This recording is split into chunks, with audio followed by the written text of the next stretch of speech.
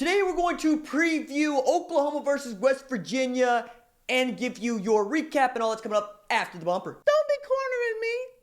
Hold up. Time. You gotta help me with that corner shit. What's up, kid folks? It's RJ Young. I'm not on a step mill. Consider hitting the like and subscribe button because I upload a video every single day. It's always OU related, college football related, sports related. We have a good time. Yeah, Alabama went to Kyle Field and destroyed everything Aggies fans hope and love, and Saban's enormous resume grew still more tumescent and terrifying like an erectile dysfunction ad. Saturday was Saban's 83rd win versus an Associated Press top 25 team pushing past Florida State legend Bobby Bowden for second all-time. Former Penn State coach Joe Paterno leads the list with 86, 3 ahead of Bowden and Saban. Alabama's Bear Bryant is fourth with 66, while former Duke, Florida, and South Carolina head coach Steve Spurrier is fifth at 64. Meanwhile, Jimbo Fisher continues to rob &U. LSU convincingly beat Florida 42-28 in Death Valley, giving the Tigers the two most impressive pair of wins by any team so far this season. Ed Orgeron has 7 wins over AP top 10 opponents since 2016. Nick Saban and Urban Meyer are the only men who have more with 9. You don't need to ask if there are some killers at LSU. Just look at the score and then check out that Longhorn and Gator blood on the floor. Georgia lost a 2 OT game to South Carolina at Sanford, which reminds me, when Kirby Smart was interviewed for a job at Valdosta State as a young coach, he was asked to diagram some scheme on the whiteboard. He drew 12 players on defense. Valdosta assistant Will Muschamp stopped Smart and told him, "We're going to be really good if we get to play with 12 men." I wonder if, Will Muschamp reminded Kirby Smart of that story over the weekend. Maybe he did, maybe he didn't. At Oklahoma, they brought back that ugly hat, as my mother called it. Jalen Hurts is 32-2 as a starter, which is the filthiest stat. Oklahoma is 6-0 with a signature win against somebody, and somebody is Texas. Texas is 6-8 against top 25 teams during the Tom Herman era. Ouch. Like a wave kit. Big Game Tom has been activated. Meanwhile, Lincoln Riley has lost to an unranked team just once in 3 years. 2017 Iowa State holds that honor and not a whole lot else. Texas needs to rebound. And a brief word on the all points bulletin that y'all put out on Trey Sermon. Oklahoma boasted not one but 2 100-yard rushers against Texas on Saturday. Hurts rushed 17 times for 131 yards. Brooks rushed 10 times for 105 yards. Their dual 100-yard efforts marked the first time this season that's happened, the first time against Texas it's happened since 1996 when James Allen rushed for 159 and Damon Parker rushed for 107 in a 30-27 win against a top 25 Texas team. There was another first, though. Oklahoma earned its 6th consecutive win without running back Trey Sermon recording a single touch of the football. In every game in his career previous to this one, he touched the ball at least once, and at least 7 times this season for 51 yards up until the game against Texas. Now, Sermon has recorded 45 carries for 345 yards with 4 TDs in 2019, but the only place he appears in the stat book against Texas is on the participation report, where he's also credited with a tackle. He was very much a part of the game plan, though, offensively. He was an option on routes out of the backfield, and he sprang running back Ramondre Stevenson with a block for a 24-yard run, his longest of the afternoon, that set up OU's final score of the game 3 plays later. Though this was the first game of Sermon's career where he did not touch the ball, that didn't matter much. The Sooners put up 511 yards of offense, including 276 on the ground with 38 rushes. That's 7.3 yards per carry. One reason for that gaudy per carry number was what OU coach Lincoln Riley said, having his first team available on the offensive line, if not completely healthy. Offensive tackles Adrian Ely and Eric Swinson were low probabilities to play earlier in the week by Riley, who called them highly questionable to go. He was as surprised as the 92,000 plus in the stands to see Swinson and Ely give the performance they did. He said they just gutted it out. Gutted out for them, really. Just limited practice, limited time to heal, limited time to rest, and then gave a gutsy performance. The Sooners needed to lean on their running game late after giving up 24 points in the second half when they'd surrendered just 3 in the first. And they were able to do that without Sermon, which is deserving of its own thanks and offering. But complaining about Sermon not getting any carries is like ordering a pepperoni pizza and complaining because there's too many pepperonis on your pizza. It's just asinine. But now I'm done with my rant. Ohio State was idle, but they're about to get buck wild on Friday night against noted Union Buster and Luddite Pat Fitzgerald and the Northwestern Wildcats. The Buckeyes have yet to play somebody, and that ain't gonna change with nobody wearing purple and flaunting a J-School degree that meets the qualifications for head barista at the local vegan hut. The Wildcats have cracked the nuts just once since 1971 on a 33-27 upset in overtime on October 2nd, 2004, which ended a 33-game losing streak in the series. Probably not going to change on Friday night. While Clemson poured the cement shoes for Florida State head coach Willie Taggart's Mob Ties exit with a 45-14 win, Brent Venables' defense secured 4 turnovers, none of which was Apple, including a pick 6. Dabo's boys are cruising, and we kind of expected this. Wisconsin goose-egged the Spartans in historic fashion. With the 38-0 shellacking, the 2019 Badgers are the first FBS team to post that many shutouts in the first 6 games to start a season since Oklahoma in 1967 with 4. It is the first Big Ten team to do so since the Cuban Missile Crisis. Goodness me. Penn State left the style points at home with a 17-12 defeat of Iowa, while freshman tailback Noah Cain made like his fictitious cousin Nova and went to work. 100 yards on the ground for the man who shares the same last name as Citizen, though the spelling's bit off. Without elite pass rushers Jabari Zuniga and John Grinner to flash Joe Burrow's light before his eyes, Todd Grantham's defense gave up 511 yards of offense, but still managed to come out the valley with found money as the SEC East favorite send a bouquet to Will Muschamp's in South Carolina. My favorite Duck fan, Ben, sent me this note written by ESPN writer Mark Schlabach. The Ducks surrendered, Oregon Ducks, 3 touchdowns in the final 20 minutes of a 27-21 loss to Auburn in their opener. They've allowed 1 touchdown in 5 games since, including Friday night's 45-3 rout of Colorado. Oregon has allowed 7 points or fewer in each of its past 5 games, which matches the longest such streak in school history. The Ducks also did it in 5 straight games in 1958. The Buffaloes only had 299 yards of offense, including 131 passing. And the Ducks intercepted Colorado quarterback Steven Montez on 4 passes, 4 consecutive possessions, to which I say, this is great, Ben, but where's Colorado ranked? Notre Dame notched its 15th consecutive win at home, which is the most since it won 19 in a row from 1987 to 1990 with a 30-27 win against USC. But Brian Kelly was hopping mad during a late onside kick, and Clay Helton was hopping mad and hot, which is more the same. That onside kick was not reviewable, though, and Helton's been hopping mad and hot on the hot seat since December 2018. And that 15 home game winning streak by ND. The opponents are USC, Bowling Green, I missed it, New Mexico, Syracuse, Florida, Navy. Goodness gracious, we're going to do that one later. Point is, the Fighting Irish haven't lost a home game since lost to Georgia, poetically, September 9th, 2017. Auburn managed to get worse during its bye week. Boobie Whitlow has had knee surgery on Tuesday and will miss a minimum of 4 weeks. Whitlow led the SEC with 7 rushing touchdowns after 5 games and was second with 544 rushing yards. That means that Cam Martin, Sean Shivers, and DJ Williams will be asked to carry the load in his absence. Good luck. Boise State QB Hank Bachmeier left the game against Hawaii with a hip injury. Broncos head coach Brian Harsin said he's going to be okay, but the Rainbow Warriors aren't. They got barebacked 59-37 by a Bronco team that represents the Group of 5 second best team left. The best, 5-0 Appalachian State, fight me. Zach Moss in Utah came back from shoulder surgery looking like a $6 million man. He carried the Rock just 5 times for 102 yards against the battered Oregon State Beavers. There were 59 points scored in that game, and the Utes scored 52 of them. Michigan rolled out to a 28-0 lead against Illinois and then proceeded to give up 25 straight to the worst team in the Big Ten this side of Rutgers.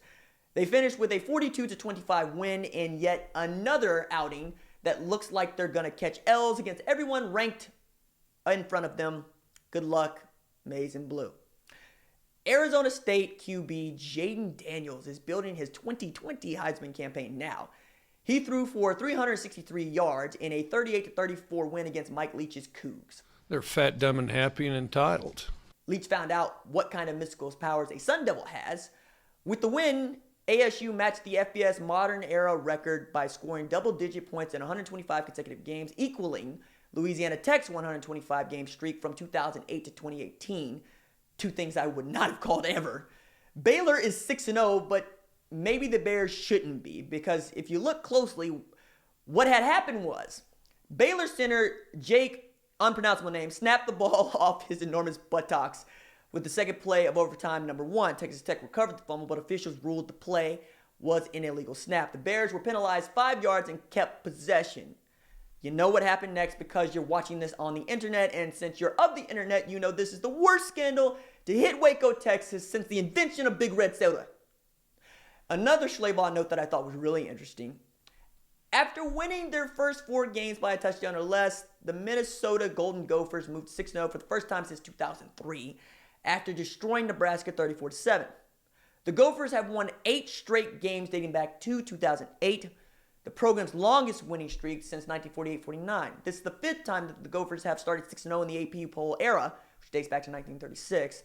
In 3 of the previous 4 instances, the Gophers won national titles in 1940, 41, and 60. Spoiler, they won't win one this year.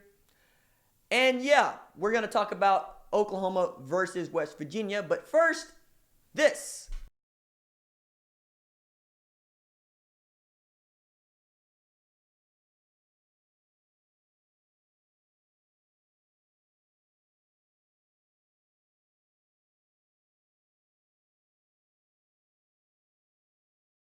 All right, as I said, we're going to do the preview, and I got Big Ron on the phone. We'll talk about, well, number 5, Oklahoma, and what is left of West Virginia traveling to Norman.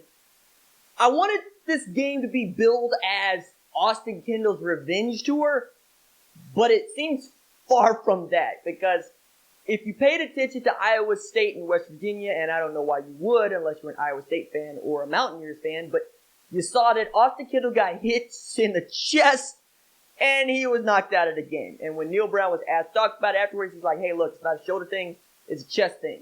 So it sounds like he got hit in the heart, and he wasn't okay. So they put Jack Allison in there, and he wasn't very good.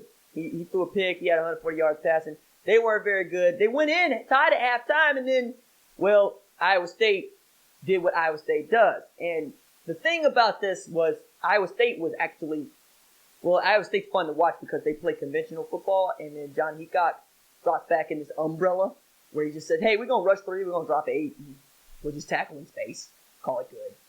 And you're looking at West Virginia, and you're going, what do y'all got? Nothing. Nothing. I mean, Austin Kendall was your best player. And now we're talking about, you played an Iowa State team that didn't have Orion Vance, it did not have Greg Eisworth, and it did not have Quan Bailey. And you still couldn't do nothing. At home, at Milan Puskar. To which I'm going, all right, now what's left of you has to travel across the country to Norman to get beaten in the head by Oklahoma. Which means that this is probably a classic trap game, right? Because you're coming off of a huge win against Texas, a signature win against Texas, number 11 Texas, in the Cotton Bowl. We got Jalen Hurts saying on tape that he has an emotional tie to Oklahoma for the first time, and now he kind of feels like he got OU DNA in him, and everybody's feeling some kind of way about it. I still think the dude's going to be the next great Alabama GA, but I know that I'm just alone in that fact. And I kind of wanted to bring in Big Ron, who I could just call Ron. Y'all call him Big Ron. Hit him up on the Twitters at Ron of All Trades. Hey, man, what does West Virginia really have to play for? Pride? That's about what they have. Like, it's a trap game only if West Virginia says to themselves, we 5 foot nothing, 100 nothing, and we're going to go shock the world. But other than backup's not very good, the running game's not very good, the receivers are fine at best. I don't see where they even find a sort of weakness in the Oklahoma armor to be able to, find some point where you can do something. All they can do is hope that Oklahoma shoots themselves in the foot. Which is possible, right? I mean, like, we should talk about Jalen Hurts. Like, and we should talk about it in the way that you and I talk about it, which is, apparently we like to shovel dirt on this dude, but I'm watching him. That's all I'm doing. I'm just watching him. All right? And you made a really accurate comp, I thought, that I think people don't like, but you gotta walk it out. I mean, you're like, if you look at his stats, he feels a lot like Lamar Jackson. And then I went and looked, and I said, actually, he's completing like 20% higher percentage, not 20, like 12, higher percentage of his passes than Lamar Jackson. And he might get the same amount of rushing attempts, but I doubt it. So when we talk about this dude, I feel like what people want to talk about is like the 366 yards he had against Texas with 4 TDs. They don't ever want to talk about the pick he threw that was egregious and him putting the ball on the floor. The thing is, there might have been an egregious pick, and you absolutely can rake him over the coals and Monday morning tape, but he doesn't throw that many picks. That's one of the problems that I have with trying to, really criticize him, is that I start to feel bad because, by all accounts, Jalen Hurts is a great quarterback. It's just that he does things that bother me. And right. If you are someone who wants to be in a national chip contender and kind of seal up all the whole your ship, he has some things that can hurt you. But it's hard to even express that when it's putting up Heisman numbers. Honestly, Heisman number, Hall of Fame career. What do you say to Jalen Hurts? Hall of Fame career. I mean, even now, right? He wins the Big 12 championship. That for me would seal it, right? Because at this point, you can take one loss and still make the championship game, but that's all you can do, right? So if he goes 11-1, if he goes 12-0, he's in the Hall of Fame. He might be there right now. Because, the filthiest stat is still, he's 32-2 as a starting quarterback at Alabama and Oklahoma. Yo. Yeah, he's a much cooler Tim Tebow. Right. Yeah? Man, I feel like we're trying to make this dude into everybody else. And I was also... Hurts is his own man. He's great. But, like I said, ask me the question, like, I'd rather have, if I was going to start an NFL franchise as Ellinger or Jalen Hurts, it probably wouldn't be Hurts. But it would be Ellinger. Yeah, I mean, between the two. Yeah, well, that is the thought experiment. Mm-hmm. But you could also end up with what's going on with Cleveland right now, which we really don't need to get deep into, except to say Baker Mayfield threw 3 picks against the Seattle Seahawks on Sunday. In a game that I think they lost by 2. So it's almost like Ellinger, for me, is a fiery dude, but he's a fiery dude who knows how to take care of the ball. And I can't underscore how big a deal that is to me. Because the one thing that I get to say about Sam Ellinger that I don't necessarily know if I get to say about Jalen Hurts later on is he's not going to throw me out of games. Like Jalen Hurts is staring at 3 interceptions in 3 games. Ellinger got pelted, got destroyed. He didn't turn the ball over, like he was let down by receivers who couldn't catch. And that's kind of the thing that's really the conundrum with Hurts, right? Is it him or is it his weapons? Because it ain't like he ain't had outstanding offenses. And by the way, maybe he's the talisman because maybe it's that good defense seems to follow him around. Because this defense last year was trash. And then this defense came out against Texas and said, oh no, watch, we're going to show you we have national championship caliber defense here. Even if they did give up 24 in the second half.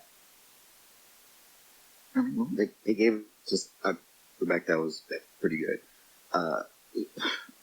This is supposed to be about West Virginia versus OU, and like the we're talking about OU is discussing whether Jalen Hurts is a 91 out of 100, 95 out of 100. It's kind of ridiculous. And that's kind of the uphill battle that West Virginia's facing.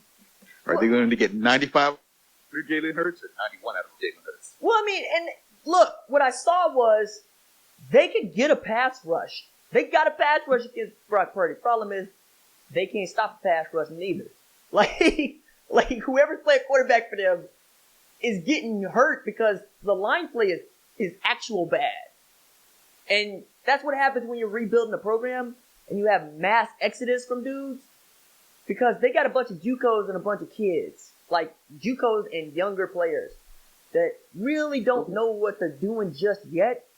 And Kendall gave them the best opportunity to have something like an identity, and they had a really good win against NC State where it felt like, okay, cool, we know what we're going to be.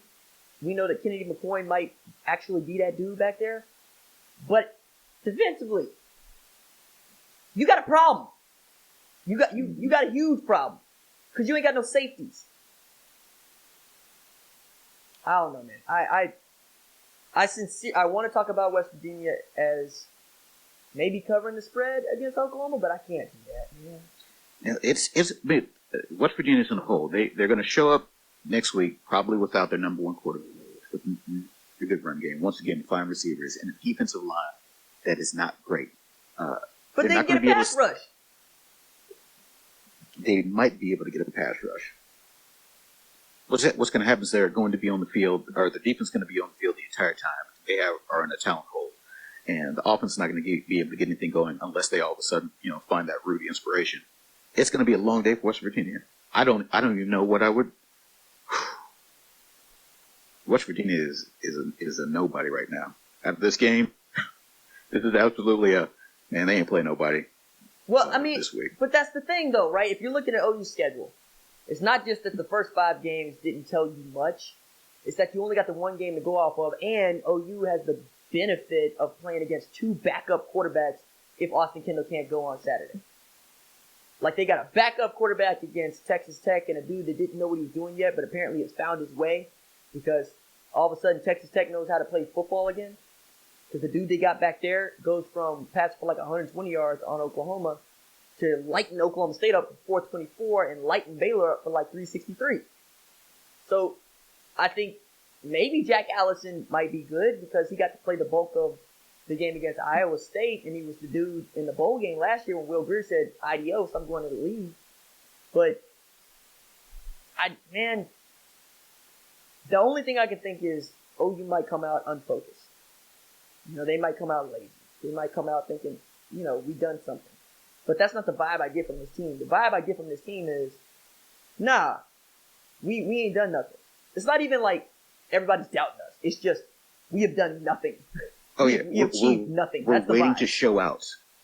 And did they not do that against West Virginia against Texas? Because I feel like that's going to be the game that everybody keeps pointing to. Yeah, so I mean it's theater. So they had a good grand opening. What else? So what happens if West Virginia puts up more yardage than Texas?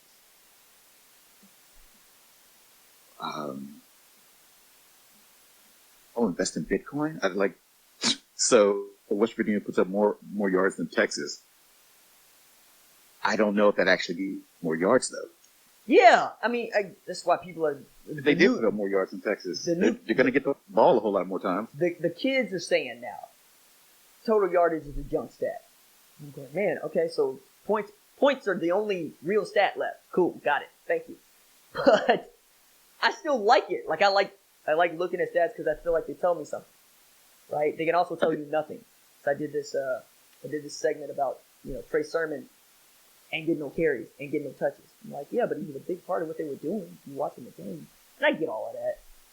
I also think that if you're OU and you know that you can run RJ Proctor and Tyrese Robinson at tackle again this week so that you can give Adrian Ealing and Eric Swinton, who are your starting offensive tackles, another week of rest, this also couldn't benefit you more, which is, I guess, my big overarching sports radio take on this is Oklahoma's getting a schedule that's going to let them win a national championship. Because they're getting breaks at all the times when they need breaks. And by breaks, I mean like rest. Like Kansas, they didn't have to try Eric Swinton and Ely out. So they didn't. And they got a W. They put up 45. They had to trot them out against a better Texas team, so they did. This week, they get to try to rest them up some more. And then the following week, they get Kansas State, so forth, so on. Yeah, well, I mean, that's one of the biggest keys to having a national championship run. Got to be a little bit lucky. Right. Because when you say, you got to be healthy, and it's like, yeah, but how healthy? You can't have no season-ending injuries, or you can't have dudes missing, multiple games back-to-back. Like, that's how it feels. Because I'm looking at Oklahoma and I'm going, okay, what's the worst thing that could happen short of a loss? And even a loss might not even be the worst thing that can happen to you. I'm going, you lose Jalen Hurts, you lose Kenneth Murray, I think you up a creek. I think those two things actually put you in behind the 8 ball as far as you winning the Big 12 championship. Because I think Tanner Mordecai could do it, but I wouldn't bet it. And I think that defense is mostly lost when Murray's not on the field. Which is kind of interesting because I want to talk to you about this. Because I'm watching Scheme, right? And they call Kenneth Murray Jr. the middle linebacker, but he ain't playing like the middle linebacker. He's playing like Roquan Smith at Georgia at the will. He's just your seek and destroy dude. You know, he's not actually having to do any of that middle linebacker stuff. He's just having to line up, see thing, hit thing. Just get him to do whatever he wants. So, would you call him Mike or would you call him a Will? Semantics to you? Labels right now. Yeah. It's like, hey, is Jalen Smith a Will or is he a Mike? Doesn't matter because he's next to Leighton Vander Esch. Pretty much. Yeah. Yeah, that's kind of what I thought too. All right, you got any parting shots? You got anything else you want to get across? Don't go say no. Throw your money on West Virginia because if they do win, man, hey. Okay, you want to throw a score out? No. Yeah. A lot. Yeah, well, I'm on the channel, so I got to throw something out. Please. Let's go 55-17. Oklahoma over West Virginia in a ho-hum route at 11 a.m. I like it. All right. Talk to y'all later. There's